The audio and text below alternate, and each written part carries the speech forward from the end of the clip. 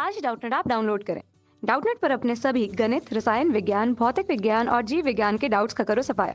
बस प्रश्न की फोटो खींचो, एक ही प्रश्न को क्रॉप करो और तुरंत वीडियो सोल्यूशन पाओ। अभी डाउनलोड करें।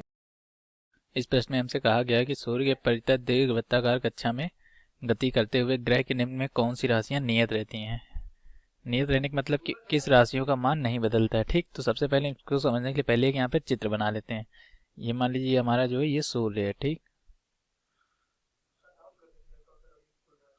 और यहाँ पर हमारा कोई ग्रह है, ये मान लीजिए ये हमारा यहाँ पे कोई ग्रह है। ठीक, तो अब हम क्या होता है इसमें, जब ये हम जानते हैं कि केपलर के कक्षीय चाल के नियम से हमें ये मालूम है कि जब ग्रह द्वारा समान समय में चला गया क्षेत्रफल जो होता है वो समान होता है। मतलब कि यदि ग्रह यहाँ पे है, यहाँ से हम एक इसको रेखा से मिलाते हैं और कुछ समय बाद ग्रह यहाँ बिंदु बी पर पहुंच जाता है। ठीक, तो इसको हम मिलाते हैं, तो ये मान लीजिए ये बिंदु ए है। ठीक, तो ए से बी तक जाने में ग्रह ने जितना क्षेत्रफल ये घेरा है, इसको घेरने में लगा समय, और फिर ये जब ग्रह सूर्य के पास में आ जाएगा तो ये मान लीजिए इधर भी ग्रह जब घूमते हुए इधर से जब घूमते हुए जब इधर आएगा तो इधर किन्हीं दो बिंदु सी तथा डी के मध्य घेरा गया क्षेत्रफल। ठीक, तो सी तथा डी के मध्य घेरा गया क्षेत्रफल तथा ए तथा बी के मध्य घेरा गया क्षेत्रफल को घेरने में जितना भी समय लगा वो दोनों में समान होगा। ठीक, तो इससे हम कह सकते हैं कि जब ग्रह सूर्य से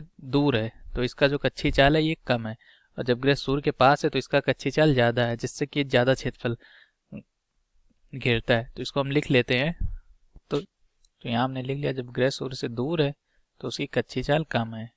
ठीक, तो ये धीरे धीरे यहाँ से यहाँ तक पहुँचता है, और जब सूर्य के पास होता है तब इसकी कच्ची चाल ज़्यादा होती है, तो तेजी से ज़्यादा क्षेत्रफल घेरता है, क्योंकि दोनों क्षेत्रफल समान समय में घेरे गए हैं। तो यहाँ से हम देख के ये तो बता सकते हैं कच्ची चाल जो होती है वो हमारी रेखीय चाल होती है। मतलब इस जगह इस दिशा में वो हमारे सूर्य के परितः जो चक्कर लगा रहा है उसकी कच्ची चाल मान लीजिए वी है। तो रेखीय चाल कहीं पे कम हो रही कहीं पे ज़्यादा हो रही, तो रेखीय चाल जो है वो नियत नहीं हो सकती, ये हम यहाँ से देख के बता सकते हैं। तो रेखीय चाल जो होगी वो नियत नहीं होगी। ठीक, तो ये हमारा पहला जो है वो गलत हो गया। अब हम बात करते हैं रेखीय संवेग की। तो रेखीय संवेग क्या होता है? रेखीय संवेग जो होता है वो m गुणे v होता है। तो हमारा जो रेखीय संवेग होगा वो इस पिंड का द्रव्यमान और उसके रेखीय वेग के बराबर होगा। तो इसका जो रेखीय वेग है जिसको हम कक्षीय चाल कहते हैं, रेखीय वेग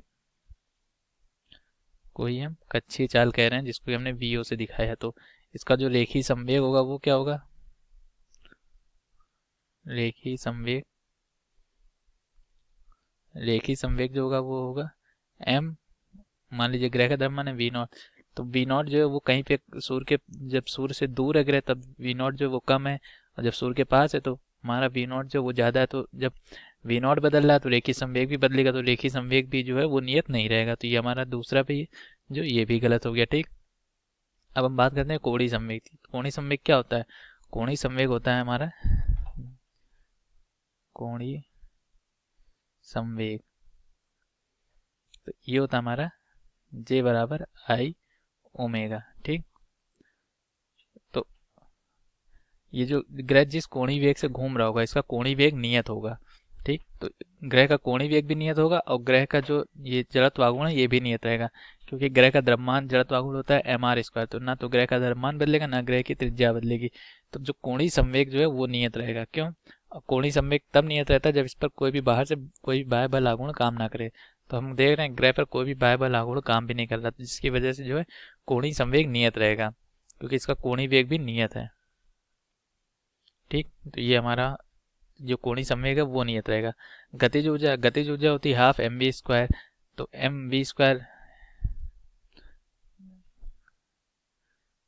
नहीं, गतिज ऊर्जा हमारा चौथा है। तो यहाँ से हम जब गतिज ऊर्जा का सूत्र लिखेंगे तो हम लिखेंगे हाफ m v0 का स्क्वायर, क्योंकि हमारा जो v0 है वो बदल रहा है। जब हम सूर्य से दूर है तो हमारा v0 कम है, हम सूर्य के पास है तो हमारा v0 ज़्यादा है, तो जिस वजह से हमारी जो गतिज ऊर्जा है वो भी नियत नहीं रहेगी, ये भी इसका मान बदलता रहेगा। जब ये सूर्य से दूर रहेगा तो गतिज ऊर्जा कम रहेगी, जब सूर्य के पास आएगा तो गतिज ऊर्जा ज़्यादा हो जाएगी, तो ये भी बदलता रहेगा, तो ये भी हमारा नियत नहीं है। ठीक, अब हम बात करते हैं स्थितिज ऊर्जा की। तो स्थितिज ऊर्जा किसी भी पिंड की स्थितिज ऊर्जा का जो सूत्र होता है वो होता है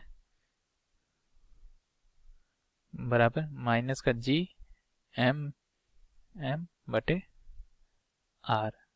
तो m मान लीजिए ये सूर्य का द्रव्यमान है और m जो है छोटा m ये इस ग्रह का द्रव्यमान है, ठीक। और r क्या है, इनके बीच की दूरी है, ठीक।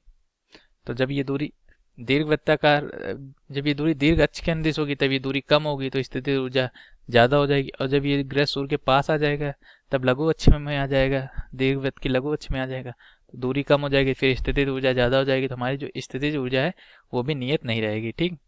स्थितिज ऊर्जा भी हर जगह बदलती रहेगी, तो ये भी हमारी नियत नहीं होगी, क्योंकि ये जो आर है ये बदलता रहेगा। जैसे आप चित्र में देख सकते हैं, आर का मान ये क्या है, सूर्य के ग्रह के बीच की दूरी है, तो ये दूरी हर जगह बदलती रहेगी, तो हमारी स्थितिज ऊर्जा बदलती रहेगी।